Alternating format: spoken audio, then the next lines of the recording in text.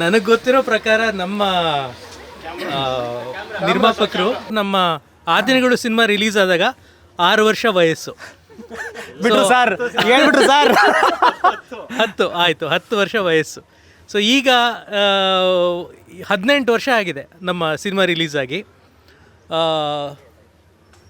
ಅಂದರೆ ರಜತ್ ಹೇಳಿದಾಗೆ 18 ವರ್ಷದ ನಂತರ ಮತ್ತೆ ಅದೇ ಒಂದು ಕಥೆನ ಸರ್ಕಸ್ ಮಾಡ್ತಾ ವಾಪಸ್ ಅಲ್ಲಿಗೆ ಹೋಗಿ ಅದನ್ನ ಕನ್ಸ್ಟ್ರಕ್ಟ್ ಮಾಡೋದು ಒಂದು ದೊಡ್ಡ ಜವಾಬ್ದಾರಿನೇ, ಒಂದು ದೊಡ್ಡ ಸಾಹಸನೇ.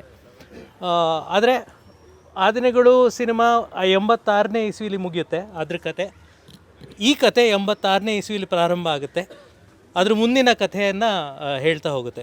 ಹಾಗನ್ಬಿಟ್ಟು ಇದು ಆದಿನಗಳು ಸಿನಿಮಾದ ಪಾರ್ಟ್ 2 ಅಲ್ಲ, ಆದಿನಗಳು ಸಿನಿಮಾದ ಮುಂದುವರೆದ ಭಾಗ ಅಂತ ಹೇಳ್ಬೋದು. ಸರ್, ನಂದು ಇನ್ನೊಂದು ಪ್ರಶ್ನೆ ನಿಮಗೆ ಅಂದರೆ, ನಾನು ಒಂದು ಚಿಕ್ಕ ಪಾತ್ರ ಇದರಲ್ಲಿ ಮಾಡಿದ್ದೀನಿ.